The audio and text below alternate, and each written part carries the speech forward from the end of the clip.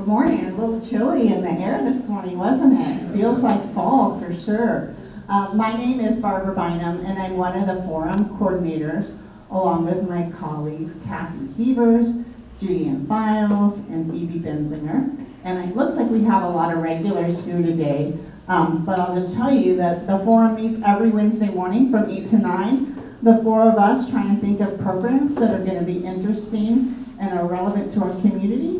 We're always open to ideas.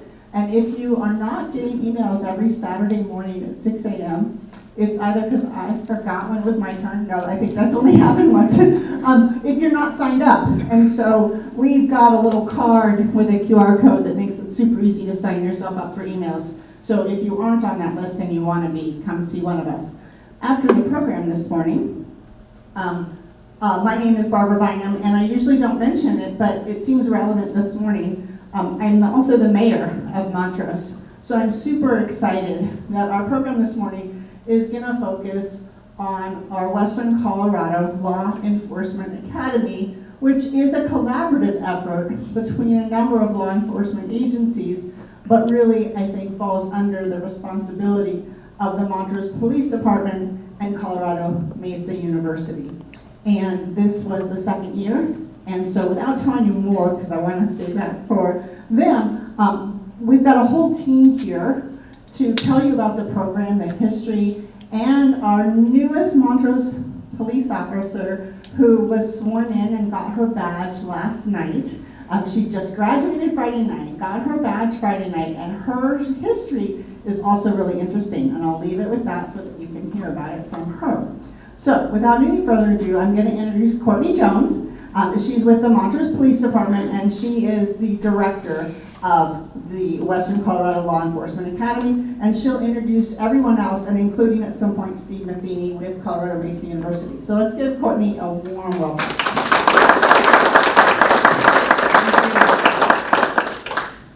Good morning, everyone. Thank you for coming out today to hear our presentation. Before we get into the slideshow, I do just want to introduce a couple people to you. Chief Hall is here, as well as my instruction partner in crime during the academy, Officer Dave Copeland. So he will come up at times to share some of his insight from the instructor side. And next to him is Deputy Chief Matt Smith. He's also an instructor at times during our academy, so he may chip in with some comments as well.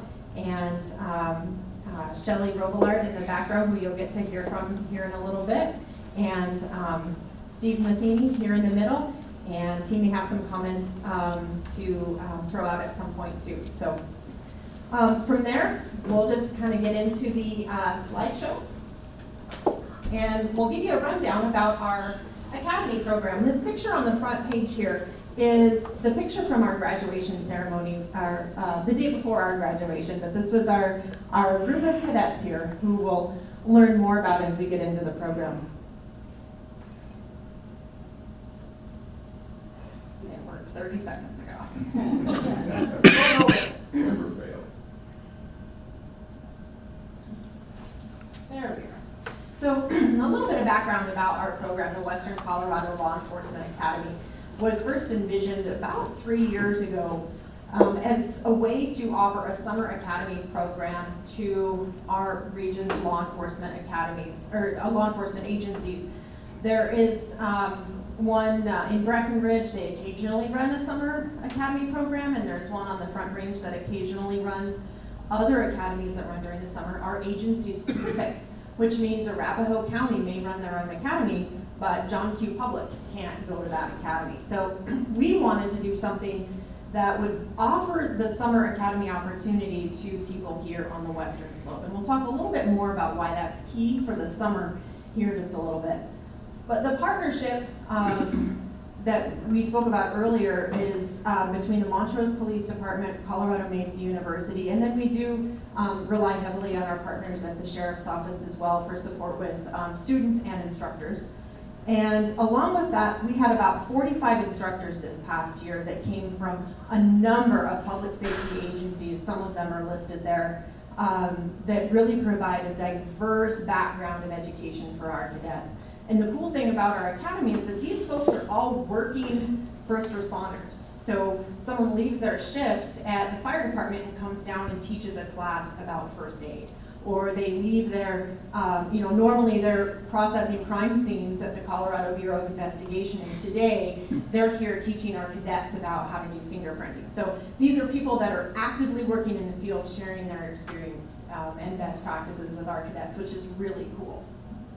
Courtney, do you want me to be your clipper? Yeah, that'd be great.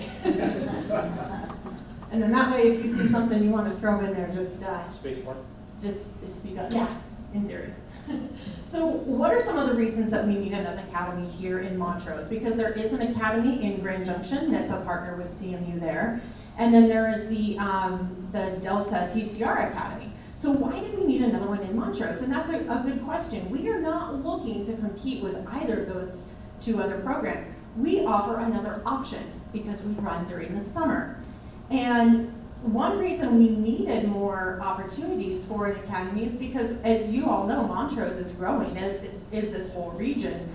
And our public safety agencies need to be growing too. Not just Montrose PD and the Sheriff's Office, but as you'll hear more about later, other agencies within our region are growing. And so they wanted more places to send academy cadets to. Having an academy here that is a project for our Montrose-based agencies offers an opportunity for existing officers or deputies to build their career too by putting them in a formal instruction situation where they're having to design lesson plans and mentor aspiring officers that did not exist before beyond the basic field training program that agencies have. So this was a new opportunity for existing officers to do something new. So a big part of the summer academy was the waiting game that cadets have to play and that the agencies have to play. So there's a little bit of a rundown here about what the timeline is like. So if we hire somebody in mid-January, they would have to wait until August to start an academy because the spring academies typically start the first week of January, so they'd miss that deadline.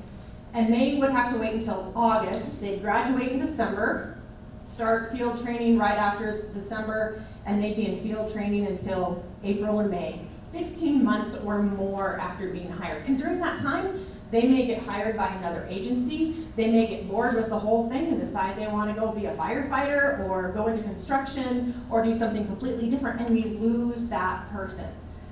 And in the meantime, we're running short of that person, that boots on the ground. So by having a summer academy, if a recruit is hired in January, they start the academy in May, graduate in September, and complete field training by about the end of the year. So that's 4 to 5 months sooner that we have someone on a patrol shift answering calls for service, and that has a ripple effect throughout the department to special divisions and things of that nature. So how does an academy get started? We can't just sit down and say, you know what, CMU, I think let's just start up an academy. There's actually quite a lengthy process to it. And it started with showing POST, the Colorado Peace Officer Standards and Training Board, that there was a need. So we were able to demonstrate the need by sharing with them what we've spoken about so far. Then we have to develop the content. They tell us what we have to do. We work with existing academies to see what their lesson plans are, and then we design our own to go along with that. And then we have to get all 75 lesson plans approved. And some of these lesson plans are 50, 60, 80 pages. And then they review our PowerPoints and make sure our PowerPoints are supporting whatever they want us to be teaching. And then we have to get all of our training facilities, like this room, the training room at the police department, the shooting range that we use, all of that has to be inspected by somebody from POST and given their blessing before we can use it. The lead instructors in every discipline have to submit resumes, have to be scrutinized by POST to make sure that they are teaching the right things. So there are many aspects of approval that we have to go through, many boxes to check before we can even get the letter that says, yeah, go ahead and start an academy. And there's ongoing audits that we have to be prepared for, inspections that we have. And so there's a lot of record keeping and details that go into it. So here's a look at our first class. Some of you, if you've been longtime forum attendees, you may have seen this group of cadets last year. Officer Copeland and I were here last year as well, and we had a great class for our first year. All the cadets passed their post-test on the first try and were all hired by agencies, so that was really exciting for our first year. They came from 3 different agencies, as you see there, and were sponsored by the Police Department, Sheriff's Office, and Gunnison Police Department. And just to let you guys know a little bit of background on the definition of some of the words here, sponsored means that, so for these folks here, the Montrose Police Department hired those 3 officers in the front row and paid for them to go to the academy, which means we sponsored them to attend. You can apply as an individual to attend on your own dime, whether you get financial aid or just have loans, however you want to do that. You're able to do that. The tall officer deputy in the back, he started the academy that year on the GI Bill. And midway through the academy, the sheriff's office said, we want to hire this person, and then they paid his bill for the rest of the academy. So that happened in this current class that we just finished, so we'll talk about that coming up later, but that's what that term means. So we were very happy with last year's class, and as you'll see, we were able to build on that, but it also helped us see the type of students that we typically attract and that we want to attract. So some of our students are CMU students or students from other educational institutions that are majoring in criminal justice. This year we had a young man who had just completed his bachelor's in criminal justice at Western. And so he came to our program because they don't have an academy in that area. So the timing of our academy allows that to happen where people finish their degree and then can start the academy right away, which is pretty cool. We have cadets that are sponsored by agencies, as I mentioned, and those who just put themselves through the academy hoping to get hired.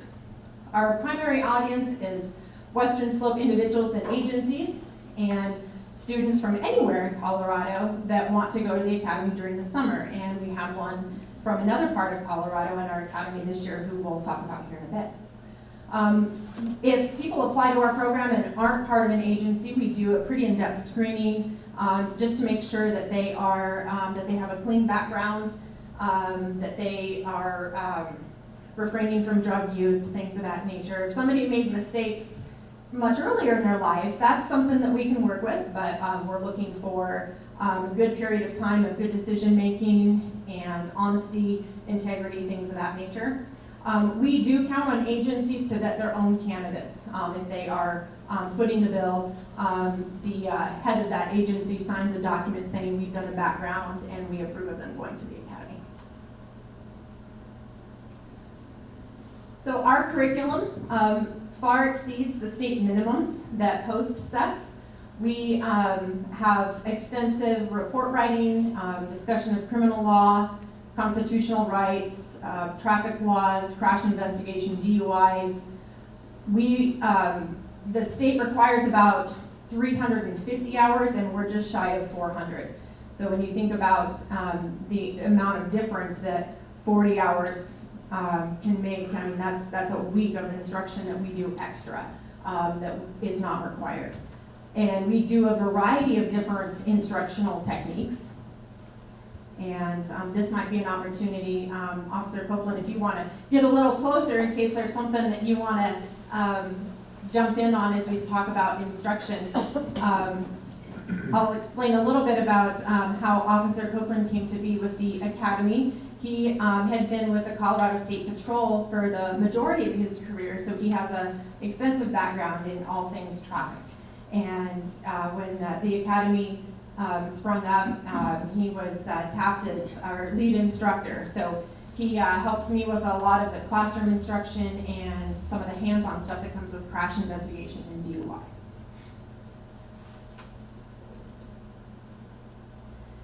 So as I mentioned, we do, in the other pictures you saw, there was some classroom lecture and discussion, but we do a lot of scenario and role-based training. So in this picture here, the cadets were learning about how to do vehicle stops. And so there was a deputy doing the instruction on that particular scene, and then you can't really see him too clearly, but in the black shirt, he was a role player. He works for Montrose PD, but he was acting as a role player. So they had to, we would tell him, you know, be a jerk on this one and make them work through it. So then he kind of had fun, like saying silly things to the cadets.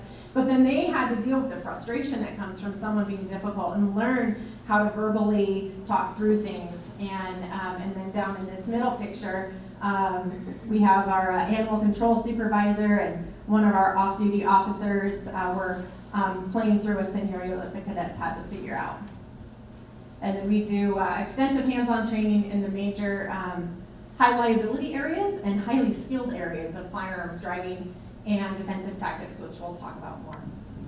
So one of the things that for these scenarios, some of the things that we focus on is that the reality-based side of this. And so when we have our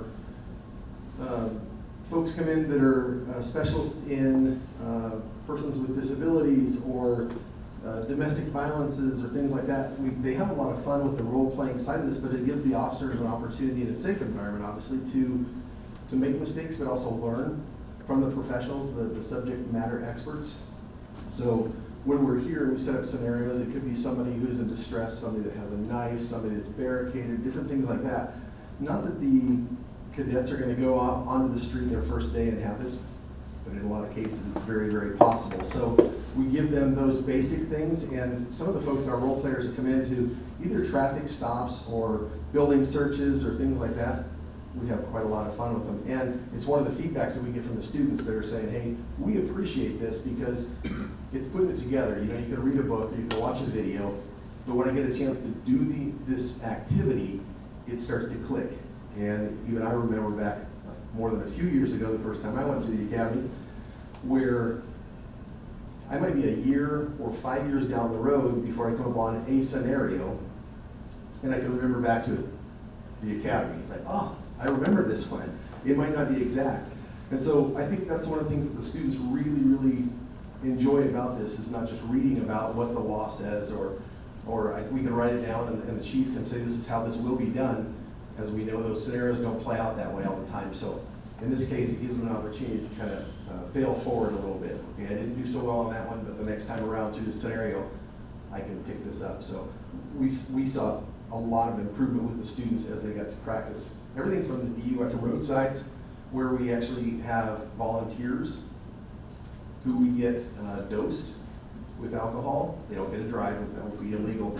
But we put them through roadsides because we want to sharpen their skills on detecting impaired drivers to keep our community safe. So we have folks dosed at different levels, and the students don't know what those levels are, but they have to pick up on the subtleties and report it back to the instructors and kind of evaluate where they think this person's BAC might be. So when it's we'll hide rubber firearms and things like that in a vehicle for them to search, or the traffic stop itself where maybe we get a little snarky with them and kind of give them the verbal business and see how they handle that, and kind of get their temper going a little bit, give us an opportunity to see how we can help train or kind of dial them back a little bit if they start to get real flustered. So this next series of pictures is just kind of a look at what our cadets did this summer. So they do, the first half of the academy, they do physical fitness every Monday, Wednesday, and Friday for an hour very early in the morning. You see it's early enough that in June they're wearing hoodies. So they came out and do a structured fitness program. And they do, one of these pictures is actually from last year, because we do implement a bit of the defensive tactics as well, learning how to have the, and desiring to have the stamina to be able to be at a level of physical fitness that if something bad does happen during your shift and somebody does want to fight, that you have the stamina to keep yourself safe and keep fighting through that. So it's not just that we want people to be able to run so fast or lift so much, but to have that fitness level to be able to take care of themselves if they do find themselves in a bad situation. During our academy, we do 48 hours of law enforcement driving, and it's quite a different driving than just cruising around around town. Here they're learning how to change the tires, looking down on the track at some very intricate corners that they have to back in and out of. And Chief, if you'll go to the next slide, then there's a video. We do driving at night as well. And on that vertical one, that should, yeah. And this is Officer Copeland following behind a cadet who is going through the course. So I'll let him kind of narrate what's happening here. So they start out in what we call the skid pan. This track is up in Grand Junction.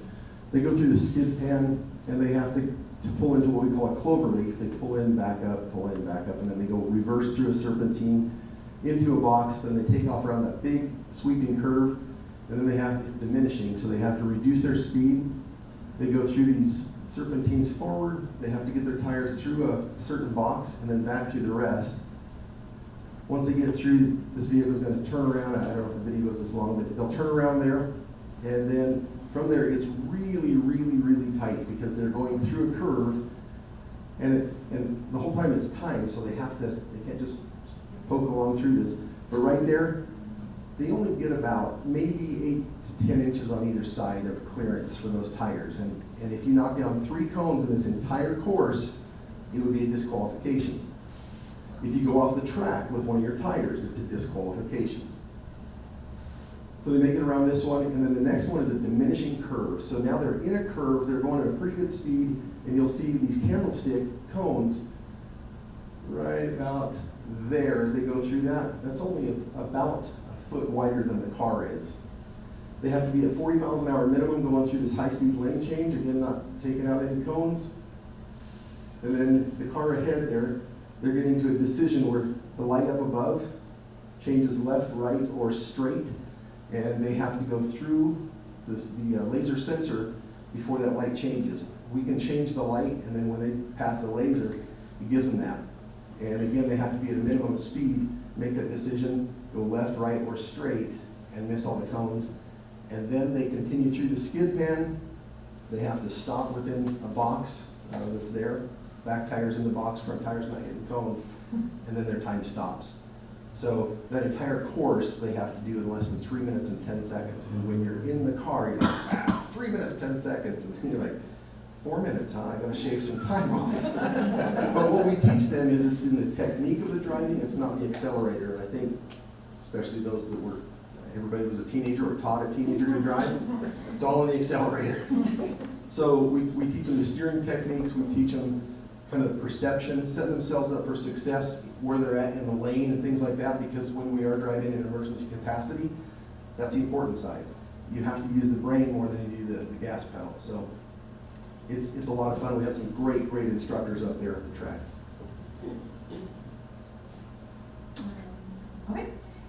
Next is what Officer Copeland was talking about just a moment ago.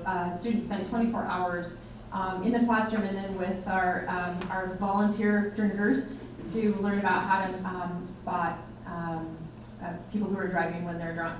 So they learn how to do the tests that you see on TV, people being put through that. And so here's our cadets walking through some of that. We spend 80 hours learning defensive tactics and arrest control tactics.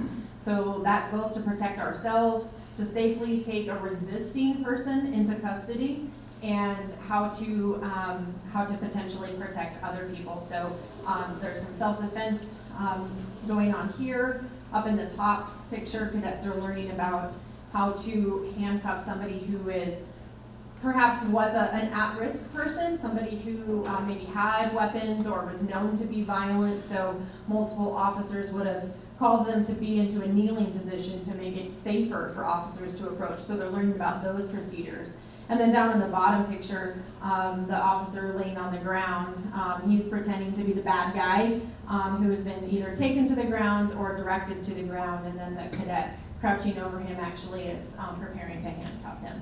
So we learn a variety of different techniques.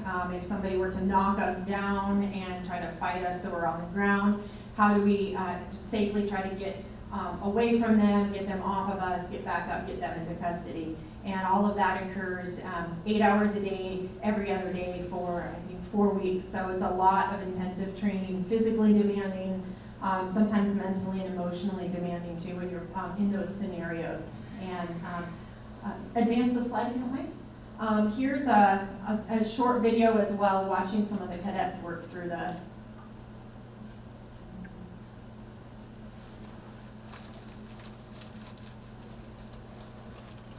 So in that situation, they're training on how to get away from somebody coming on with a choke, somebody that's reaching around your neck, choking you, how to get them, repel them back, and then become defensive, and then you can go to weapons or take them into custody. So next is 96 hours of firearms training. Those are long days up at the San Juan shooting range. We have a stall on the range there that is for law enforcement use. So we have the room there to have enough targets set up so that cadets can have, that they can all go at once, or they can go in smaller groups so that they have more close attention from the firearms instructors. And Officer Copeland is a firearms instructor as well, so I'll let him throw in anything he wants there, and then we'll show you a couple other pictures. So a little bit about the firearms program. We have the dynamics of this. We have a student to instructor ratio that we maintain. Post has their requirements, and we exceed that so that we can give as much one-on-one for the tiny little details that keep them just a little bit quicker out of the holster, a little bit quicker on target. And we do decision-making shooting decisions where they may have a target that is somebody holding a cell phone. They might have a target that's somebody holding a firearm. And so we can change those things out, but we also introduce stress, because if you're in law enforcement and you get involved in a vehicle pursuit, and then it's potentially a foot pursuit, and now you're face-to-face with an armed person, we still want to make the decisions because they may have to shoot at that person. They may be able to verbally de-escalate depending on distance. And so we set them up for success so that they have that opportunity. And we, to the point where we'll have to do some physicals, some push-ups, things like that to get the blood pressure going. We'll bring them from around the berms, and they run into a live scenario where they have to run up, utilize cover and concealment, and shoot only the targets that are called for. And if they put targets off silhouette and just on the paper, we make them account for those. They call it push-ups. Yeah. So if they shoot where they shouldn't, or they do things they shouldn't as a group, you know, because peer pressure is everything. So they do push-ups 10 push-ups for every round that's either they shoot that they shouldn't have, or that they put it on paper. So we hide up their skills that way with a little bit of enthusiasm for physical fitness as well. But as a group, I think then as you go back and you're talking to your classmate after the push-ups, it's like, how many do we have? They tend to help one another make the better decision the next scenario. So we had some fun with them. One night we let them sing a little bit of their favorite song, and then do some push-ups, and then run and do this as we're all screaming at them and seeing if they make the decision. So flashlights flashing. One thing about the Summer Academy is both at the driving track as well as the range. This is where, just opposite of the winter ones, we realize in the middle of July and in August when you're on asphalt for 80 hours or you're at the range for 96 hours, in the middle of the day, you're like, maybe a fall academy would have been nice. When it's 96, it starts out at 96 degrees, and then the wind blows the dirt on you, so it's all over your sunscreen. And then by evening time, everybody's just dragging because it's beat. So, but I suspect if we were out there in the middle of December, it would be, we should run a summer academy. It's really cold out here. But they get to see a lot of things, and we do the night shoots as well, where we introduce the use of flashlights, different techniques, make them hold the flashlights. We have weapon-mounted lights, and so we give them all sorts of different drills and barricades to use and stuff like that. So it's a good time, but it takes a lot. And that's just another set of pictures. We teach the cadets how to clean their firearms, and that's a look at our instructor cadre there. We had one instructor from the sheriff's office joined us, and one instructor from CBI joined us. So it's a good crew. And that is a video there.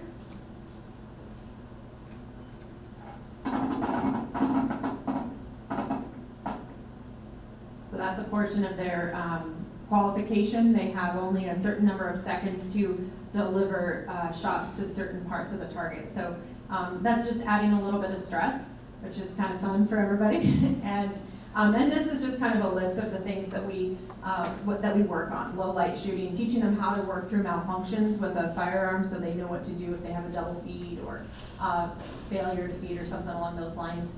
We also do decisional shooting with a shooting simulator. That's the last 8 hours of the firearms program. We have it looks like a video game, but they get to do that as well at the police department. And then we shoot under time limit and distance up to about 25 yards.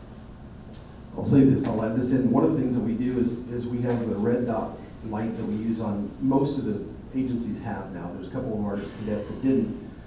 But we let all of them utilize it on one of the long distance ranges because we wanted them to see the feedback of using the red dot to get distance shots. So even though that says 25 yards, that's based on post standards, and that's how they have to qualify. But we actually push the students out. We have competitions out to the 50-yard line. And when we moved over to the longer bays, we had steel targets set up at 100 and 200 yards and let them take shots at trying to hit those steel, and everybody was able to hit at that 200 yards. It takes them a couple of times to kind of dial it in at that distance, but then their confidence, and we do that because we want them to understand that the firearm is very accurate if you continue to work on your skills and marksmanship. So I just think that was a good one for especially some of our lead instructors that spent the time to dial them in and make sure that they were confident in the weapon system that they're using. As part of the academy, we also teach some of the softer skills along with community policing. We want our cadets to understand that they are a part of their community and get to know the folks that live in their community. So along with community policing comes some community service. So this year the cadets spent a Sunday, a day off, one of their few days off during the academy. The good chunk of the day they spent at the animal shelter cleaning. And as you can imagine, an animal shelter, if not kept clean, could get pretty stinky. So the cadets weren't scared about that. They got out there and did some cleaning, and then they got to spend some time with the animals there who were guests of the animal shelter. So we did that, and the year before, our cadets spent an afternoon on one of their few days off cleaning up trash along River Bottom Park. So we want them to do things that either at the shelter make it easier for somebody whose job it is to clean up, or in the park situation, find a need that was not being addressed at that point in time. So they went and cleaned an area that had gotten kind of dirty. They get to decide on those, but what I like about the animal shelter one this year in particular is Shelley has a special side to that. She can talk, but what I like about it is I think it's real easy for any of us to be in our own world, but when you go to the animal shelter and you realize that there are people, sometimes volunteers, sometimes through court orders, but oftentimes it's the employees that are there behind the scene that make these things happen every single day. They're taking care of the animals, and what a tremendous amount of work that takes. And so I like that as our cadets went out there, they spent this time doing this and learning that somebody has to do it. I think the same thing is true of whether it's our groceries, somebody has to pack them, somebody puts them on the shelf, somebody does all these things with all the animals. To make that happen, there's a lot of moving parts that have to keep those animals safe, keep the place clean, and keep it running on a regular basis. So this also gave the cadets an opportunity to see that. So I was glad that this is something that they selected to do this year as well. And here's a breakdown of this year's cadets. Everybody passed their post-test on the first attempt. The post-test is a very complicated test, 130 questions, and you have to get a C or better, and all of our cadets passed on the first time with no problem. Our cadets graduated with a B average or better, which was really exciting just to see their hard work pay off there. So we had one cadet from the police department, 2 from the sheriff's office.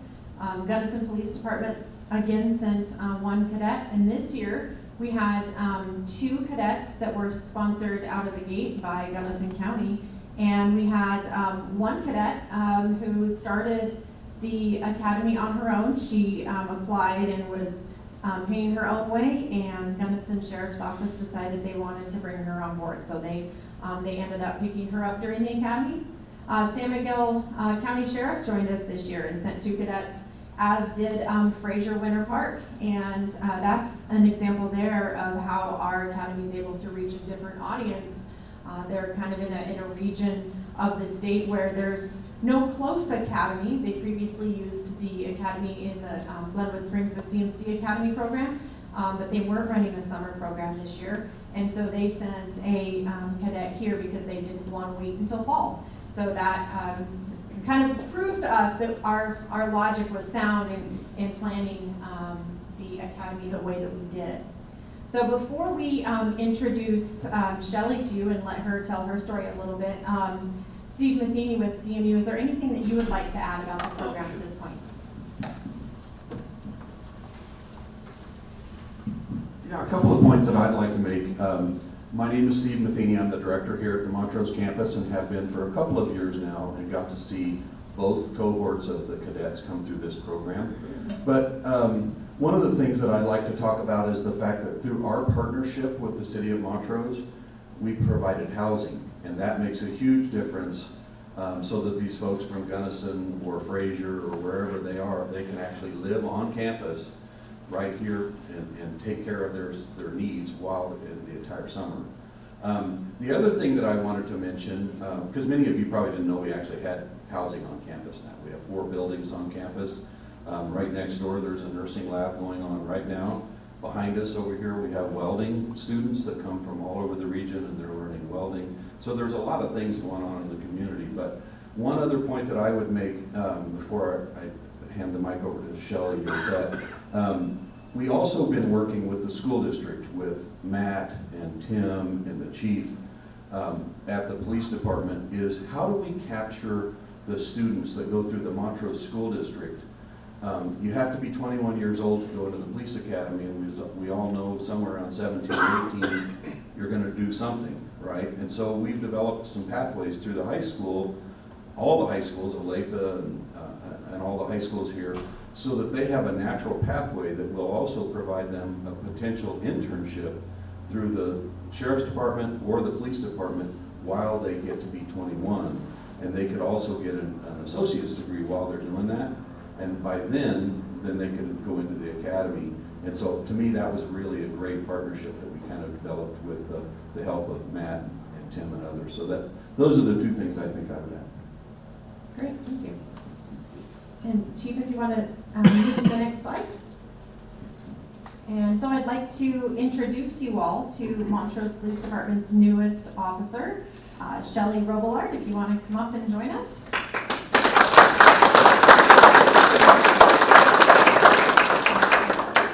Good morning. And just share with the group any thoughts that you would like to share about your academy experience and so on. Sure, so they asked me to share like why I wanted to become a police officer. And I thought about that for a long time. Chief Hall swore me in last night, and one of the things that he talked about was how you have a calling for police work. And so I really thought about that a lot. It kind of bothered me a little bit because I didn't know if I had that calling. When I was little, I didn't think I was going to be a police officer. But the one thing that I always knew that I wanted to do in my life is to serve people and serve the public. So even though it wasn't something that was a dream as a child, I always helped the underdog in school. I became a high school teacher, so again, serving the public there for around 8 or 9 years. I also worked at a police agency in California, and I was in like an administrative role. And then previously I was in animal services, so really want to help others, really want to help animals, really want to be part of my community. So I kind of have a 2-part answer to that. One is I want to serve the community, and the other is I just want to give props to my mom. So she's not here today, but she's a very strong female role model for me. I was very fortunate to have her growing up. My parents divorced when I was 3. I was the 4th child. And in that time, divorce was a big stigma. So for her to get divorced in the late 70s was unheard of. People teased me at school because my parents weren't together. She had no skills. She didn't have a high school diploma, but she had to make it work with 4 kids. My dad paid child support, but back in those days it was nothing. And so she got a job as a construction worker, late 70s, female, just unheard of. And she had a lot of things that she had to deal with and get through. But that just showed me in my eyes that you could do whatever you wanted. And there's a lot more examples of that with my mom, but I just wanted to share those 2 reasons of why I wanted to become a police officer. So thank you for that. Really made me think about it and come up with a good answer. As far as the academy though, I specifically applied the time I did so I could go to this academy. One, I live in the city of Montrose, so I wanted to support local businesses and the community. But I'd heard such good positive things about the program. I knew a lot of the instructors, I worked with them previously, and just heard good things, and they were all true. So all the instructors had a passion for what they were doing. They had in-depth knowledge of what they were doing, and you could just tell they really cared about you and really wanted to see you succeed. And all of that came to fruition with all the skills, with the instruction. Obviously, we all passed on the first try, so they did a phenomenal job with all of that. So I just give them many kudos. But I guess I don't know if I want to open it up if you guys have any questions, if I covered all of the things that you wanted to talk about. Before we do that, I just want to, so that we can make sure, Chief Hall, is there anything you'd like to add before we move to questions? Yeah, maybe just 2 things. Grab a mic. Thanks. So, you know, I just can't stress enough how awesome this academy is, but it really comes from support from our citizens, our city council. This is not cheap, and we wouldn't be doing this here today without, I always refer back to it, without the passage of 2A. And so this is a result directly back to our community of how we're bringing training right here in our community to not only serve the Western Slope by adding police officers to all the communities in the Western Slope of Colorado, and it sounds like possibly one from kind of the Eastern Slope, but 2, for all of you who have ever taught something, what does actually teaching make you? It makes you better at the skill that you have to teach. And so if you think about it, every single officer and a lot of our civilian employees teach in the WCLEA. And it just makes them a better officer, a better employee that then goes out and serves our community. So there's so many other added benefits that we have here for the police academy. I understand that we're starting to get a reputation and a name. You know how it always starts out and people aren't sure if they're gonna use you or not, but I've had several police chiefs call me up and actually say, we're waiting for your academy next year. So it's not that we want to turn people away, but what a good problem to have, especially when you're trying to attract folks, good quality folks to serve in your community. So I'm looking forward to next year. I think it's going to be even better, and I'd like to commend Sergeant Jones and Officer Copeland. They do an amazing job, and you think of all the number of hours, all of our instructors to really put this thing together every year. It is a heavy lift, and they do an incredible job. So with that, I'll turn it back over for questions. So I'll pass the mic around for questions. That's usually the best way to do this. We have about 15 minutes. But before, I'm going to take the privilege of the first question because I'd like Officer Robillard to talk a little bit more about what her husband does and a little bit more about your background with animal services. Because I just think it's cool that you were doing that and then you said, you know what, I actually want to go to the academy and be an officer. So I was the director of animal services out at the animal shelter. That's part of the reason we chose that project, because I just know how much help that they need. And I know that they really appreciate helping the animals. And the shelters the last couple of years, just a little background, last year I would say, have been extremely full due to many reasons. I don't know if it's more expensive to have pets, maybe the cost of living, maybe food, all of the above, but they were at full capacity, so I just wanted to do my part to help them as well.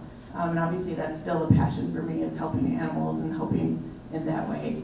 My husband is back here, Jason Robillard. He also inspired me to go to the academy. He is a deputy at the sheriff's office, so we're kind of like a duo team now for the whole county. Crime-fighting duo. Right. Okay, what kind of questions do we have? Matt, you want to say something? So thank you all for that great presentation.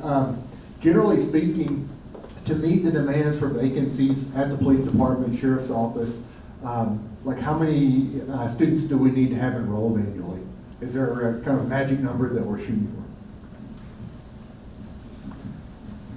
Yeah, I'd like to have 15 Montrose PD students enrolled next year. That would be like the perfect number.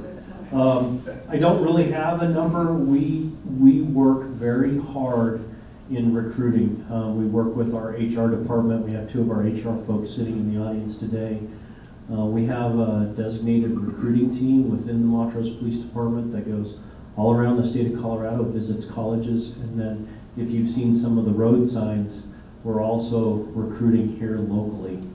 And so we do the best we can. I will tell you, I think one of the biggest challenges that our community is facing right now, you've heard it, and we've been told by cadets, or we've been told by prospective applicants at some of these recruiting fairs, we can't afford to live in Montrose. We can't afford to buy a house. That's just the truth of the matter. And so, looking towards the future, I think that the city as a whole is trying to work on that problem and looking at ways to help with that. But those are some of the challenges that we're facing right now, is the cost of living in Montrose. Can you speak to, though, we haven't approved the 2024 budget yet, but we will see some increase in salaries for law enforcement? Yeah, absolutely. So I think the city is being very responsive to that, and so I wanted to be respectful to our council and our mayor. But yes, as long as that continues to be the case, and our city council approves our budget, we are looking at increases to meet that pay that then can improve attracting quality people to our community. So kudos to our council and our management team at the city to try to make sure that they stay competitive, because we need good police officers, teachers, nurses, all of those individuals that work behind the scenes to make sure that we have a good quality of life in the city. Other questions? Here we go. Are you fully staffed, or how many officers do you need to become fully staffed? You bet. Right now we are 3 or 4 over the 2A initiative. So before 2A, which was passed I think in 2019 now, we're about 4 over that. But our standard allotment is 62, and so we still need about 13 officers beyond that. So a lot of those are for proactive positions that we still want to do, but the street comes first. We actually have seen a reduction in a lot of our property crime. We've seen a slight increase in our violent assaults. And so I think there are some good things there, but since I have the microphone, I will just tell you the work in law enforcement has changed because of a lot of police reform things that were voted on and passed in the state of Colorado. We have a lot of extra metrics that our officers have to sit down at a computer and enter in demographic data. So while they're doing that, they're not actually out on the street.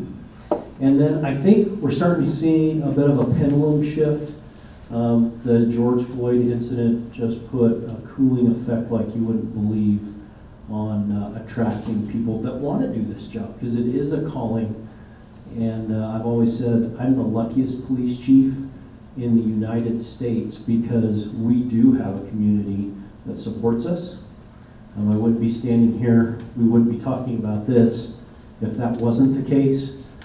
So if any of you know someone that wants to be a police officer in an awesome agency, send them our way, because we need them. I'm going to add to what the chief said, because I think, as Steve was talking about this, I think we need the community help in this one, because I think we can recruit, and we try to, but you know somebody in your family or your circle that is that 17, 18, 19-year-old who would be outstanding, who wants to serve, and we can, it's easy for us to miss, but when you have that 18 or 19-year-old who's looking at potentially going into law enforcement, I think we're all there, where you look at a front range agency and go, they pay how much? Wonder, that's that's more than this amount, and it's those two figures. And then they move to that metro agency and go, life's not so good for this $100,000 or whatever that amount is. I can't buy a house here any better than I could in Montrose. I think we need your help to say this is an honest and noble profession that will pay your bills. You won't be a rich man or woman in this job financially, but the rewards are there in many other forms, and that's what we need. When you know somebody who's in that 18 or even 17 range, and there's an opportunity to steer them towards us, we'd love to have them come out and talk to any of our members, do ride-alongs, talk to the staff, and try and figure out what their best career path is. If they're going to college, maybe we can help mentor them towards their 21st birthday and getting into an academy. Because I think we can, and the chief has said this, I think we benefit when we have homegrown officers. But the agencies that we represented, the chief is very good about talking about our partnerships with other agencies, because while we only had one person from this academy, our partner agencies had more. And as Shelley's career goes on, she'll be in Gunnison for some training, or she'll be in maybe Winter Park, where one of our cadets went to.